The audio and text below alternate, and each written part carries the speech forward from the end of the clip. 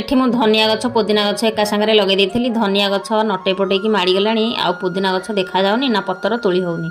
ता देहरु डाळ खंडे उपुड़ीकी आनिकरी एठी मु पोती देली। ताकू पोती देइकरी भल से ताकू माटी दे देइकी मूଳରେ पानी आनिकी ताकू दे देली तेंडा बुड़ा करिकी। पानी संग संगे तो नदेले जो खरा होउची गछरे चेरा लागिबनी। तापरे आसली धड़पड़ होइकी घर को अंडा आलू सिझा बसई देइथिली। ताकू धड़पड़ होइकी चोपा छड़ी देइकी मसलाटाकू ग्राइंडिंग कर देली। तापर एठी मसला मसली कसी देइकरी अंडा आलू झोल करूथिली।